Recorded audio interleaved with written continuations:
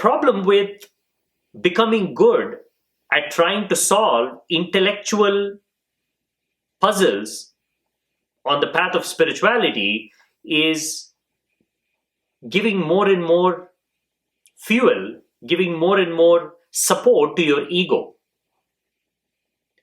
The worst thing that can happen on the spiritual path is for your ego to start believing, start thinking that I am understanding this.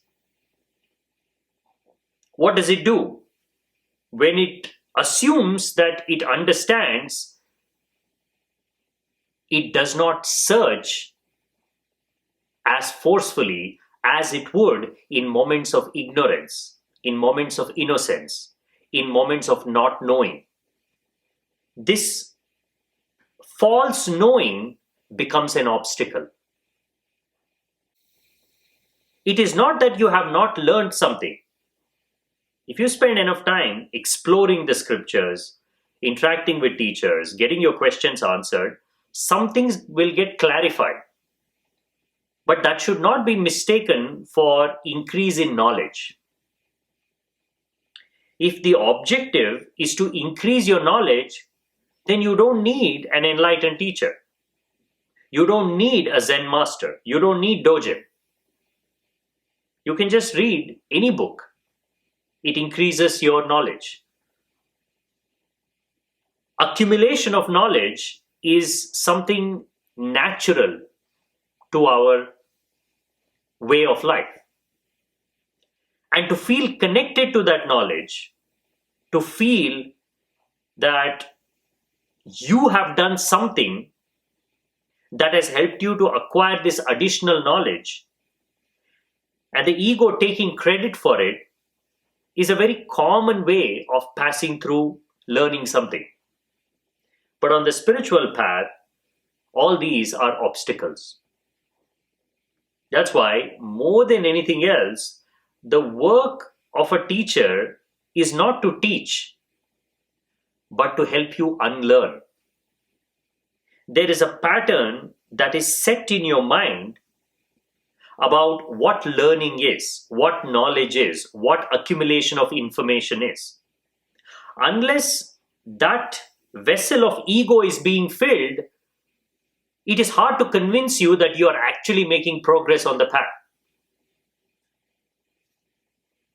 Because every time you want some assurance that you are doing what you're supposed to be doing, you are growing, you are moving towards enlightenment, you go to your mind. And the mind says, let's test it out. See if you can understand what the teacher is saying now.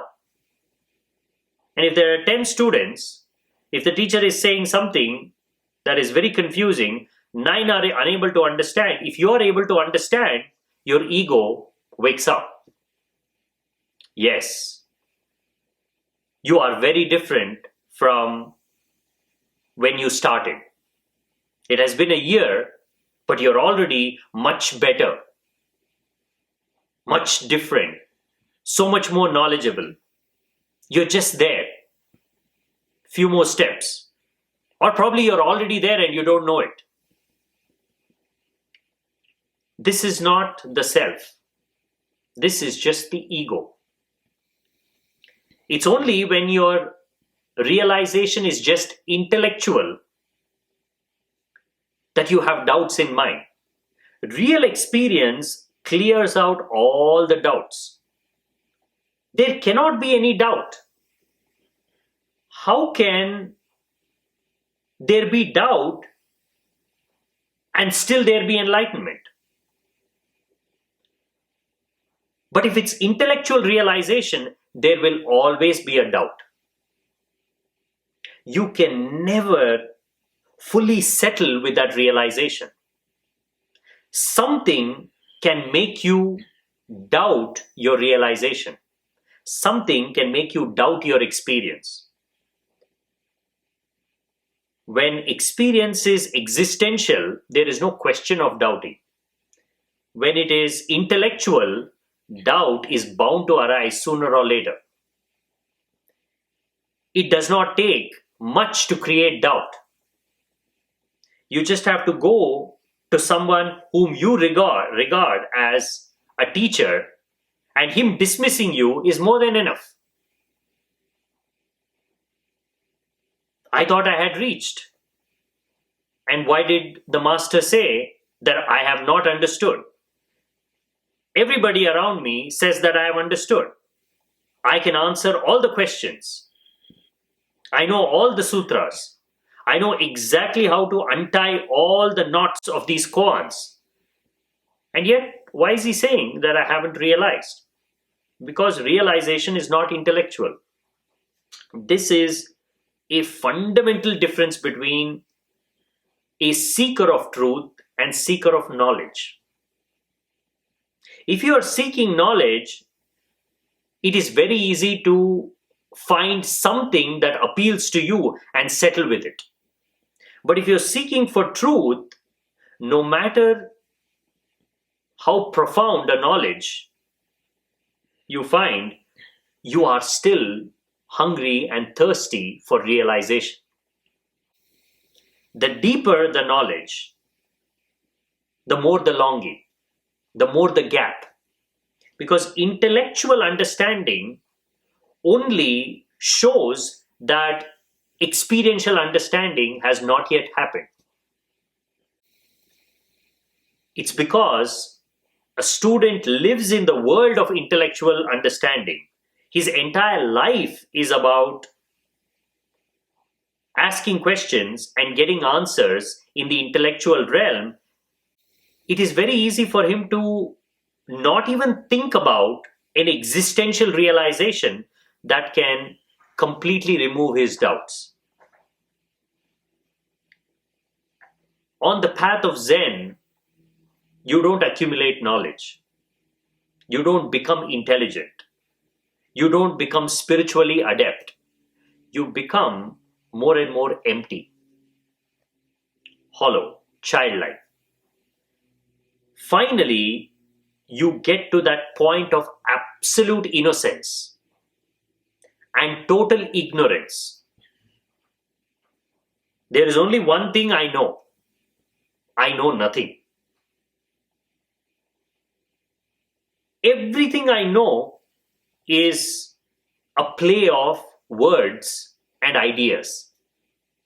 What do I know about the self? How can I know? I have been nothing other than this body. When I wake up in the morning, I'm a body. When I go to bed at night, I'm a body. When I'm running, I'm a body. When I'm sitting, I'm a body. When I'm sleeping, I'm a body. What do I know about the self? And why am I trying to intellectually convince myself that I've progressed on the path? And anyways, what is this progress on the path? Can you really progress, or is it just an intellectual feeling that you're progressing? What if experiential realization is a sudden explosion that just happens? And before it happens, you are exactly where you started. The difference between a seasoned meditator and a new meditator is a seasoned meditator thinks that he's a seasoned meditator. He has this feeling that he has progressed a lot. But in actuality, compared to that ultimate experience you're searching for, you are no different from the one who started. You are no different from the one who's just beginning. Yes, when you have a conversation with each other, you would be able to guide someone who's just beginning. But that guiding is helping someone understand things, untie certain knots intellectually. When they get unnecessarily worried, anxious, or fearful of the path, because you've been there long enough, you can calm them down. But this doesn't mean that you are a seasoned, experienced meditator. There is no such thing. These are two completely realities, two completely different dimensions of life. The dimension of ignorance and the dimension of knowing. There is no such thing as gradual movement from the dimension of ignorance to the dimension of knowing. How can there be any gradual movement? You are either drowning or you have reached the shore and you're taking a walk on the land. You cannot be doing both. Just because you've reached a little closer to the shore and you can see the shore a little closer, you can't say, I am now better equipped to reach the shore. For all you know, the next step you take, you drown. Because you're not yet out. Because you're not yet out, you are still in the realm of the mind, you're still in the realm of thoughts. Anything can sweep you away. As long as that possibility is there for something to sweep you away, how can you regard yourself as an experienced anything? To feel good, you can say this to yourself. Yes, at an intellectual level, people can be separated this way. People who have a deeper understanding of themselves, people who are more connected to their thoughts, connected to their emotions, people who have spent enough time in silence and stillness, and those who have not come anywhere near this depth. But compared to the master, compared to the realized teacher, compared to the one who has experienced the truth, there is no separation, there is no gradation at all. You are drowning and you need to figure out a way to save yourself. You cannot settle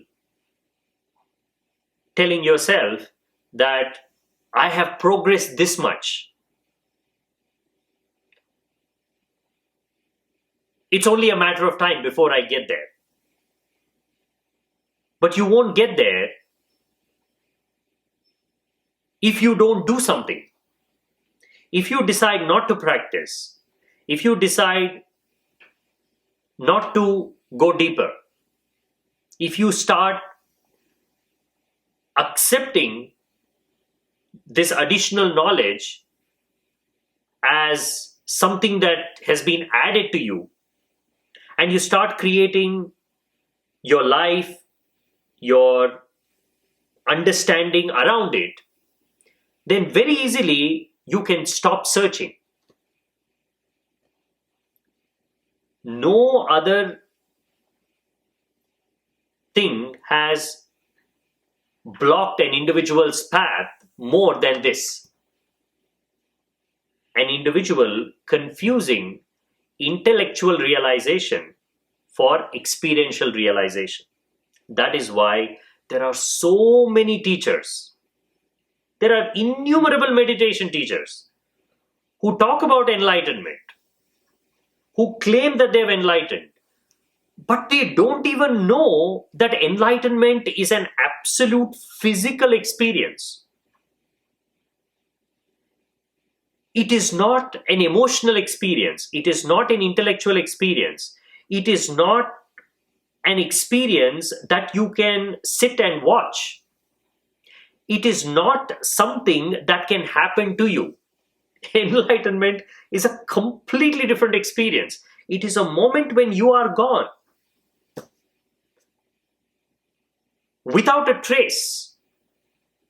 One moment you are there, another moment you're gone. Total annihilation of everything you think you were. Your mind, your body, your thoughts. Now just try and get a sense of this. Everything. You're not sitting there and saying, this feels good. It is happening. Now, this must be enlightenment. This is the place I was searching for. None of this is happening. There is no mind. There is no body. There are no thoughts. That is enlightenment. Enlightenment is not something that will happen to you. When you are gone, enlightenment is there. As long as you're there, there is no enlightenment. All you have to do is just ask this question to yourself honestly. Have I experienced that one moment when I wasn't there? You only have to be a little honest with yourself to see that experience has not happened.